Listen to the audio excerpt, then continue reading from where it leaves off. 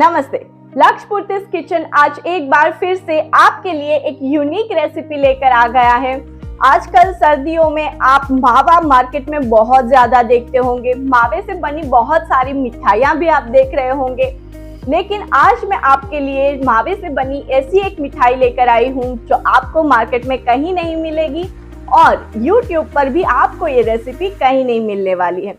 आज हम मावे से बनाएंगे रोज मावा कटोरी और ये रेसिपी वैसे तो बहुत ही कम चीजों से बन जाती है और बहुत कम टाइम में भी बन जाती है। अगर आपके घर पे गेस्ट आ रहा है या आप किसी पार्टी को ऑर्गेनाइज कर रहे हैं तो ये बेस्ट ऑप्शन है। मिठाई बहुत टाइम बचाने वाला है आपका और लोगों को भी बहुत पसंद आने वाली है। इस वीडियो को बिल्कुल भी स्किप मत कीजिएगा, पूरा देखिएगा, क्योंकि इस वीडियो में मैं आपके लिए इस मिठाई को बनाने के बहुत सारे ऑप्शंस भी दिखाने वाली हूँ। जैसे कि आप अपने टेस्ट के हिसाब से भी बहुत सारे चेंजेस इसमें कर सकते हैं और बहुत ही इजीली कर सकते हैं। इस रेसिपी के इंग्रेडिएंट्स अगर आपके घर में अवेलेबल नहीं है तो उसके लिए भी मैं आपके लिए बहुत सारे ऑप्शंस लेकर आई हूँ कि आप कौन सी चीज़ के बदले कौन सी चीज़ यूज़ कर सकते हैं, उसको लेकर आपको कौन सी चीज़ों को ध्यान में रखना है और कैसे आप अपनी रेसिपी को परफेक्टली बना सकते हैं। तो वीडियो को बिल्कुल भी स्किप नहीं करना है, पूरा देखना है। अब टाइम वेस्ट नहीं करते और शुरू करते हैं रोज मावा कटोरी बनाना। रोज मावा कटोरी बनाने के लिए सबसे पहले हमें चाहिए होगा 500 ग्राम मावा, जिसे मैंने कद्दूकस करके ले लिया है। पिस्ता लिए हैं 10 से 12 नंग, आप अपने हिसाब से क्वांटिटी ले सकते हैं। काजू लिए हैं 10-12 नंग, 8-10 नंग बादाम लिए हैं और यहाँ पर मैंने नेस्ले का मिल्क मेड लिया है। आप कोई भी कंडेंस मिल्क ले सकते हैं यहाँ पर। और मैंने यहाँ पर ले लिया है 2 चम्मच गुलकंद। इन चीज़ों में से अगर आपके पास कोई चीज़ अवेलेबल नहीं है तो हम आगे वीडियो में उस चीज़ के ऑप्शन के बारे में डिस्कस करेंगे जब हम रेसिपी बना रहे होंगे। रोज मावा कटोरी बनाना शुरू करते हैं। सबसे पहले एक पैन में यहाँ पर 1 से 1.5 चम्मच जितना घी लेना है और घी को अच्छे से गर्म होने देना है। जब घी गर्म हो जाएगा हम इसमें कद्दूकस किया हुआ मावा ले लेंगे। आप चाहो तो यहाँ पर हाथों से क्रम्बल करके भी मावे को ले सकते हैं। इसे 1 से 2 मिनट के लिए मीडियम फ्लेम पर हमें भून लेना है। अगर आप मावा क्रम्बल करके ले रहे हो हाथों से तो ध्यान रखना है कि कोई भी इसमें गुठलियाँ नहीं रहनी चाहिए। ये 1-2 मिनट भूनने के बाद अब हम इसमें ऐड कर देंगे कंडेंस मिल्क। मैं यहाँ पर 100 ml जितना यूज़ कर रही हूँ। यहाँ पर अगर आपके पास कंडेंस मिल्क नहीं है या आप कंडेंस मिल्क यूज़ नहीं करना चाहते हैं तो आपको ले लेनी है 100 से 150 ग्राम जितनी चीनी और चीनी को पाउडर करके लेना है। अगर आप साबुत चीनी लेंगे तो बहुत ज़्यादा टाइम लगेगा मावे को पकने में। और अगर आप यहाँ पर चीनी भी अवॉइड करना चाहते हैं तो आप ले सकते हैं यहाँ पर हनी आपको अपने टेस्ट के हिसाब से इसी स्टेज पर ऐड कर देना है। इसे हमें लो टू मीडियम फ्लेम पर कंटिन्यूसली चलाते हुए पकाना है। और ये देखिए, ये 380 ग्राम का जो पैक है उसमें से मैंने आधा भी यूज़ नहीं किया है, यानी कि मैंने यहाँ पर 100 से 150 ग्राम जितना मिल्क मेड यूज़ किया है। यहाँ पर अगर आप चीनी या फिर हनी यूज़ कर रहे हो तो ये जो आपका बैटर है वो थोड़ा सा लूज होगा, तो उसे बहुत ही अच्छे से पेशेंसली आपको चलाते रहना है थिक होने तक। यहाँ पर आपको ये ध्यान रखना है कि आपने शुगर यूज़ किया है, हनी यूज़ किया है या फिर कंडेंस मिल्क यूज़ किया है। आपको इस बैटर को बिल्कुल भी छोड़ना नहीं है, कंटिन्यूसली चलाते रहना है, वरना ये बहुत जल्दी बेस पे चिपक जाता है।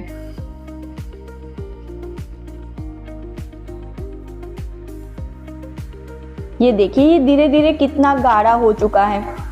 बाकी जो हम मिक्सचर्स बनाते हैं, काजू कतली का हो या बादाम कतली का हो, वो मिक्सचर बहुत ही अच्छे से पैन को छोड़ देता है जब वो तैयार हो जाता है। तो बहुत आसान हो जाता है ये समझना कि वो तैयार हो चुका है।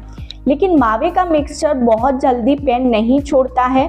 वो जब तक गर्म रहेगा, चिकना रहेगा और आपके पैन में चिपकता रहेगा, तो आपको बहुत जल्दी पता नहीं चलेगा। लेकिन इसे बनने में ज़्यादा वक्त नहीं लगता है। ये देखिए, ये हल्का हल्का सा पैन छोड़ रहा है और 5 से 7 मिनट इसे मैक्सिमम लगते हैं। तो ये तैयार हो चुका है। इसे गैस को बंद कर देना है और इस तरह से फैलाकर ठंडा होने देना है।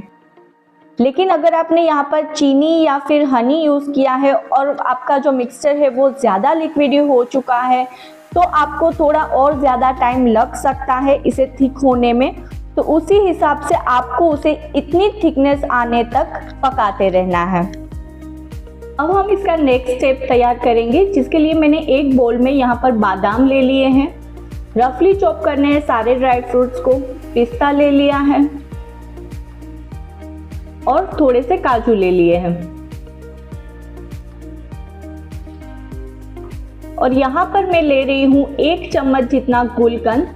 अगर आप गुलकंद यूज कर रहे हो तो बहुत ही थोड़ा यूज करना है, क्योंकि हमने मावे को भी थोड़ा सा स्वीट बनाया है और इस मिक्सचर को अगर आप ज्यादा स्वीट बना दोगे तो मावे का टेस्ट बहुत जल्दी ओवरकम हो जाता है और हमें गुलकंद को ओवरकम नहीं करना है, हमें मावे के टेस्ट को ही मेंटेन रखना है। और आपको सिर्फ उतना ही गुलकंद रखना है कि आप इस तरह से कोई भी बोल शेप बना सको, ये शेप होल्ड करना चाहिए, बस उतना ही। और अब मैं इसमें 1 से 1.5 चम्मच जितना नारियल का बुरादा ऐड कर रही हूँ। इससे क्या होगा कि बाइंडिंग अच्छे से बना रहेगा पर स्वीटनेस थोड़ी कम हो जाएगी और अच्छे से मेंटेन होगी। इस मिठाई में गुलकंद से बहुत अच्छा टेस्ट आता है, लेकिन अगर आपके पास गुलकंद नहीं है या फिर आप गुलकंद नहीं डालना चाहते हो तो यहाँ पर आप थोड़ा सा रोज सिरप भी ऐड कर सकते हो, शाही गुलाब जो आता है वो आप ऐड कर सकते हो। और अगर आपके पास वो भी नहीं है या फिर आप कंप्लीटली रोज फ्लेवर ही अवॉइड करना चाहते हैं तो आप यहाँ पर लिक्विड ग्लूकोज का यूज कर सकते हो। लिक्विड ग्लूकोज को आप 1 चम्मच डाल दीजिए सारे ड्राई फ्रूट्स में और इसे 30 सेकेंड या फिर 1 मिनट के लिए लो फ्लेम पर इसे पका लीजिए, या फिर आप यहाँ पर थोड़ा सा हनी भी ले सकते हैं बाइंडिंग के लिए। ये मिक्सचर हमारा तैयार है और अब ये मावा हमारा इतना ठंडा हो चुका है कि हम हाथों से इसके साथ काम कर सकते हैं और ये अच्छे से शेप भी होल्ड कर रहा है। तो इसे हम एक प्लेट में निकाल लेंगे।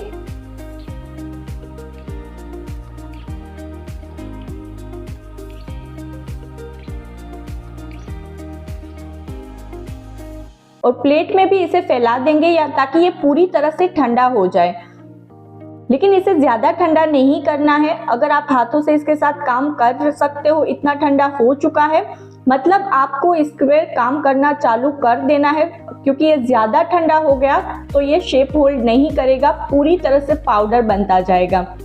तो इसी स्टेज पर जब आप इसके साथ काम कर सकते हो तो आपको इसके छोटे छोटे बॉल्स बनाकर तैयार कर लेने हैं।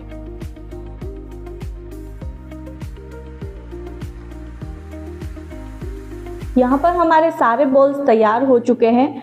अब इन सभी बॉल्स को हमें कटोरी का शेप दे देना है इसी तरह से। ये देखिए हमारे सारे कटोरी तैयार हैं और अब इसमें हम अपना तैयार किया हुआ फिलिंग भर देंगे। थोड़ा थोड़ा ही फिलिंग भरना है और अच्छे से दबाकर भरना है ताकि जब हम इसका बाइट ले तो ये अलग ना हो जाए। इस स्टेज पर अगर आप चाहो तो सबसे पहले हमारी सारी कटोरी को चांदी के वर्क से कवर कर सकते हो और उसके बाद उसमें फिलिंग भर सकते हो, बहुत अच्छा लुक आएगा। और अगर आप लुक पे काम नहीं करना चाहते हो, सिर्फ टेस्ट पर काम कर रहे हो, तो ऐसे भी ये बहुत टेस्टी लगते हैं। इसी तरह से हम सारी कटोरियों को भर के तैयार कर लेंगे। थोड़ा प्रेस करके और थोड़ा सा कम फिलिंग ही भरना है। ये देखिए सब तैयार हैं। अब हम इसे सर्व करेंगे।